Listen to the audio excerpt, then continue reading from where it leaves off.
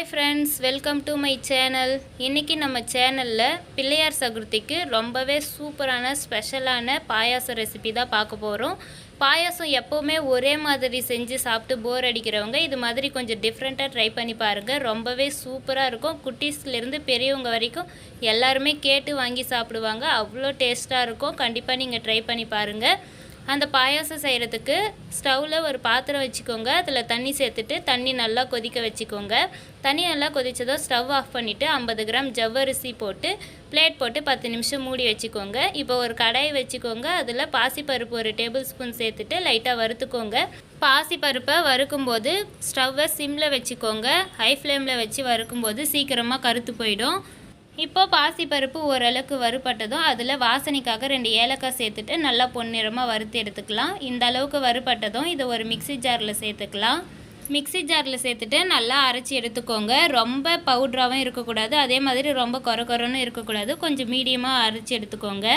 இப்போது நான் ஒரு முடி தேங்காய் எடுத்திருக்கேன். பெரிய தேங்காவில் பாதி எடுத்திருக்கேன். அதை மிக்சி ஜாரில் சேர்த்துக்கலாம். நீங்கள் துருவின தேங்காய் கூட சேர்த்துக்கலாம். இது கூட கொஞ்சமாக தண்ணி சேர்த்துட்டு நல்லா பேஸ்ட்டாக அரைச்சி எடுத்துக்கணும்.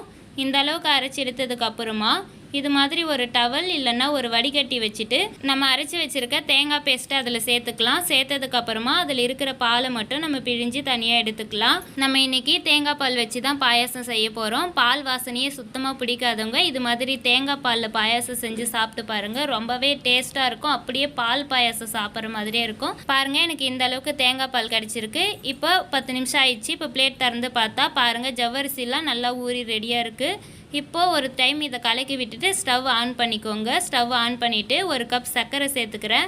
இது 100 கிராம் விட கொஞ்சம் கம்மியாக இருக்கும். சர்க்கரை சேர்த்துட்டு நல்லா கலந்து விட்டுருங்க. நீங்கள் உங்கள் இனிப்புக்கு ஏற்ற மாதிரி சர்க்கரையை கூட குறைச்சி சேர்த்துக்கோங்க.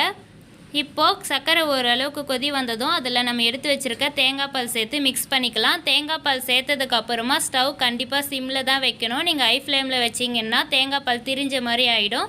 சிம்மில் வச்சுட்டு இப்போ அதில் நம்ம வறுத்து பொடி பண்ணி வச்சுருக்க பாசிப்பருப்பையும் சேர்த்து நல்லா கலந்து விட்டுருங்க.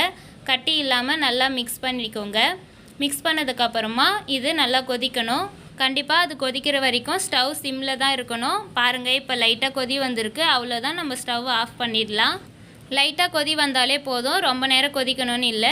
ரொம்ப நேரம் கொதிச்சா தேங்காய் பால் திரிஞ்ச மாதிரி ஆகிடும். அதனால் கொஞ்சம் நேரம் கொதிச்சாலே போதும். இப்போ ஒரு கடாய் வச்சுக்கோங்க. அதில் கொஞ்சமாக நெய் சேர்த்துட்டு நம்ம முந்திரி திராட்சையை வறுத்து எடுத்துக்கலாம்.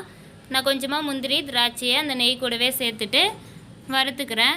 லைட்டாக வறுத்துக்கோங்க. நீங்கள் முந்திரி திராட்சை நெய்யில் வறுக்காமல் கூட சேர்க்கலாம். நெய்யில் வறுத்து சேர்க்கும்போது பாயாசம் ரொம்ப வாசனையாகவும் இருக்கும். அதுவும் இல்லாமல் பால் பாயாசம் சாப்பிட்ற மாதிரியே இருக்கும். அவ்வளோதான், அந்த முந்திரி திராட்சையை நம்ம பாயாசத்தில் சேர்த்துட்டு ஒரு தடவை மிக்ஸ் பண்ணிட்டா சூப்பரான தேங்காய் பால் பாயாசம் ரெடி ஆகிடும். ஒவ்வொரு வருஷமும் விநாயகர் சதுர்த்திக்கு ஒரே மாதிரி பாயாசம் செஞ்சு சாப்பிட்டு போர் அடித்தவங்க இது மாதிரி டிஃப்ரெண்ட்டாக ட்ரை பண்ணி பாருங்கள். இதான் விநாயகர் சதுர்த்தி ஸ்பெஷலாக நம்ம சேனலில் என்ன வீடியோ அப்லோட் பண்ணலான்னு மறக்காமல் கமெண்ட் பாக்ஸில் கமெண்ட் பண்ணுங்கள். இந்த வீடியோ உங்களுக்கு பிடிச்சிருந்தால் மறக்காமல் நம்ம சேனலை சப்ஸ்கிரைப் பண்ணுங்கள். உங்கள் ஃப்ரெண்ட்ஸ் அண்ட் ஃபேமிலிக்கு ஷேர் பண்ணுங்கள். இதே மாதிரி நல்ல யூஸ்ஃபுல்லான வீடியோஸ்லாம் நம்ம சேனலில் இருக்குது. பார்க்காதவங்க போயிட்டு பாருங்கள். Thank you so much.